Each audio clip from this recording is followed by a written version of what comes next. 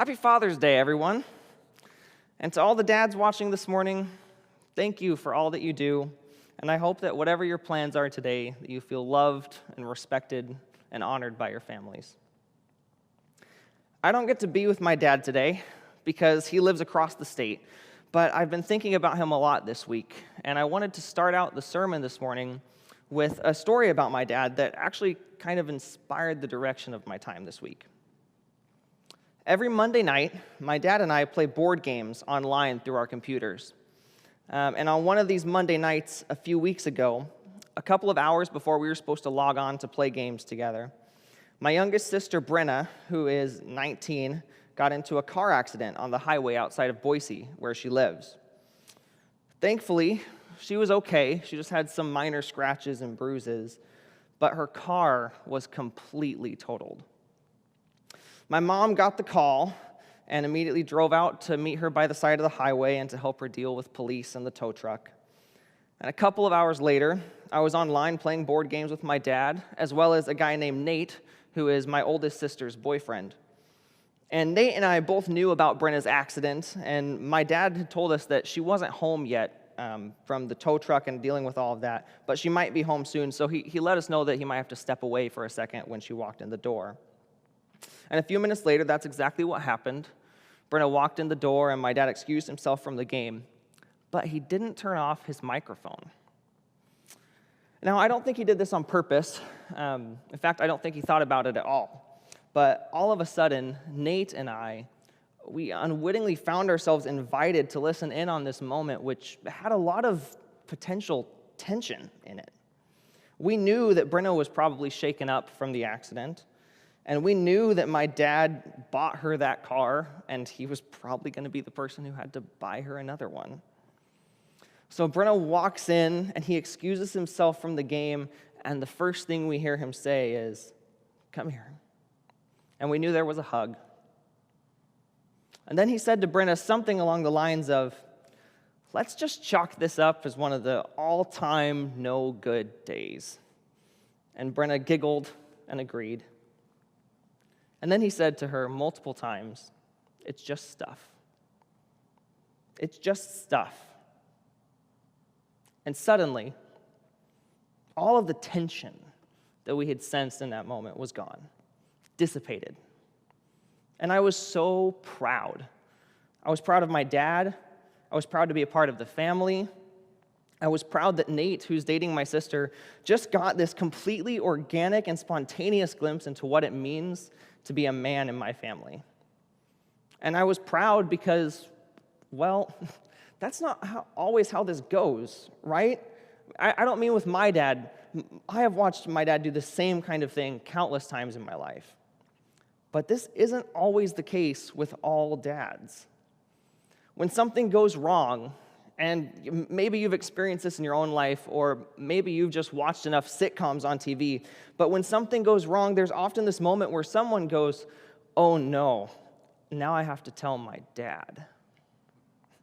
And in my young life, I've watched lots of dads in stressful situations, and I have discovered that there is a sort of power that dads hold in that moment, the power to take a chaotic situation and make it even more chaotic, or the power to calm the stormy seas.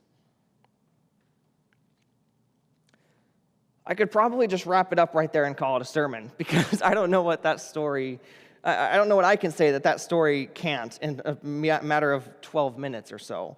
But I won't, because as I continue reflecting on this experience, I find myself asking another question of it, which is, why does this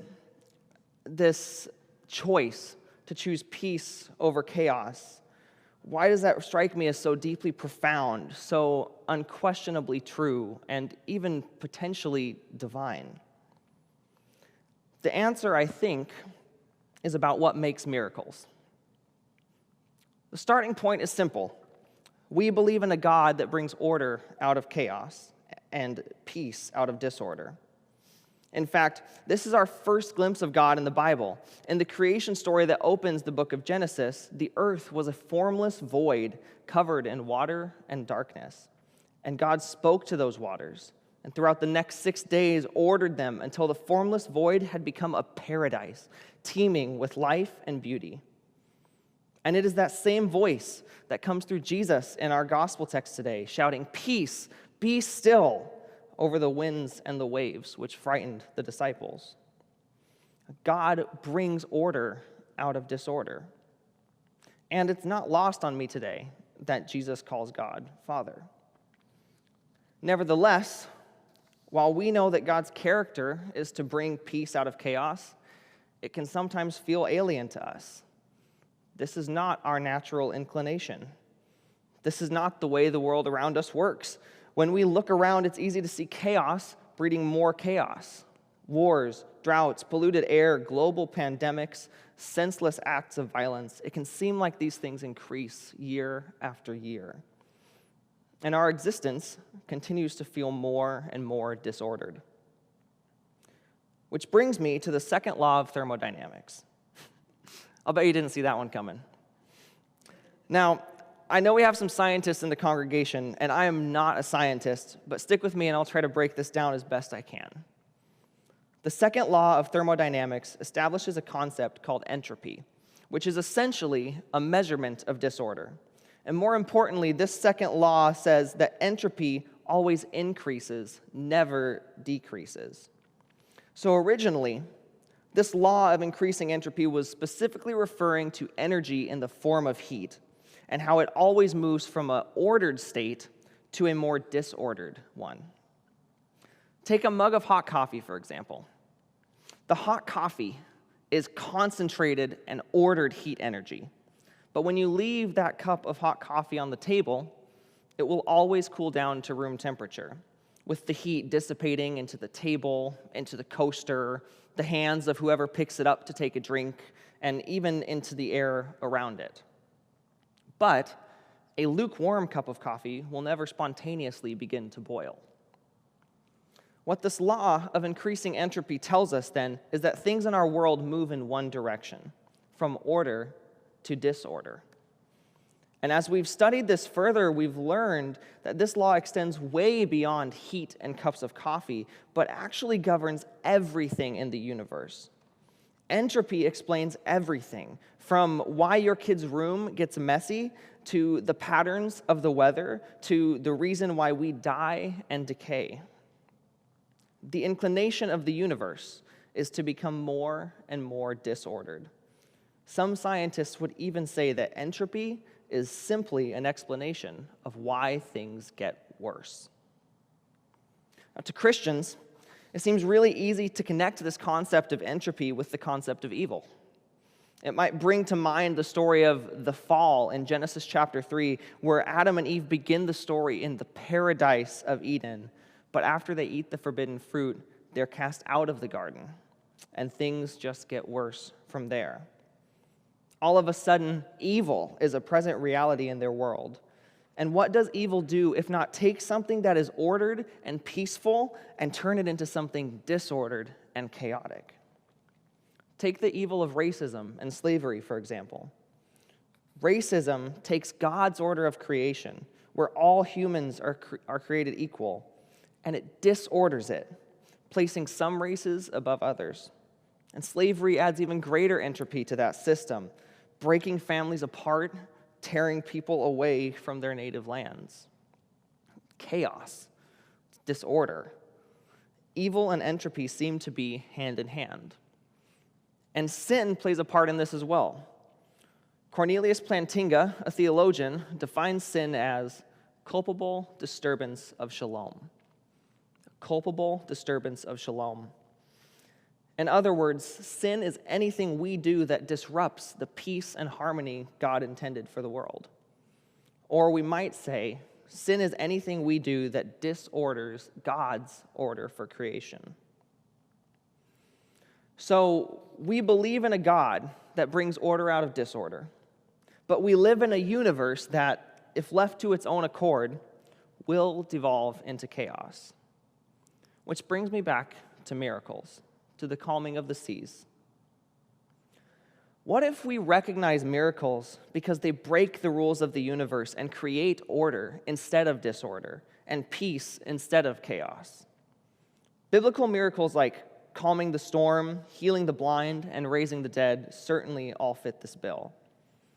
But this also opens our eyes to see miracles all around us in places where storms are being quieted and shalom is being repaired. Why else do we love sports movies where a band of misfits come together and find success? Why are we so inspired when a troubled marriage finds new inspiration, passion, and love to carry it forward? When the hungry are fed, the homeless are housed, and the addict is rehabilitated, we see miracles. 2 years ago this month, I led a small group from St. Andrew, 5 people, including 2 high schoolers, on a service learning trip to San Francisco, and it was Pride Week. We got to see the city transform into an endless wave of rainbows. We got to watch the Pride Parade, and we got to worship at the historic Glide Memorial Church. And it was a moving, powerful experience, but it has only increased in meaning to me since. In the past 2 years, I've personally experienced what it is like to lose family due to being an uncompromising ally to the LGBTQ community. I am suddenly much more aware of the number of people who are kicked out of their homes, disowned, and abused for loving who they love. That's chaos. That's disorder. That's the breaking of shalom. And unfortunately, so much of that comes from Christians. Over the past 2 years, I have also learned what it looks like to completely reevaluate the meaning of family. And I've had new members added to my family who love me and my LGBTQ family members unconditionally. Now, I understand why pride is so important, because what I saw in the streets of San Francisco 2 years ago wasn't just a parade or a party, but a family reunion. It was a week-long event dedicated to reordering that which had been disordered and to repairing shalom that had been broken. So what I've learned from Pride and from my dad is that miracles aren't miracles because they're magic or supernatural. They're miracles because they are the divine desire for the world breaking through against every rule, every odd, and at all costs. More importantly, we have been divinely gifted with the ability to perform these miracles. We are already doing it here at St. Andrew with our anti-racism work, our Reconciling in Christ work, and our Earth Care work, just to name a few. My ongoing prayer for us is that we continue to have our eyes open to witness miracles all around us, and that our hands may be ready to participate further in God's ongoing plan to restore order and shalom to all of creation. Amen.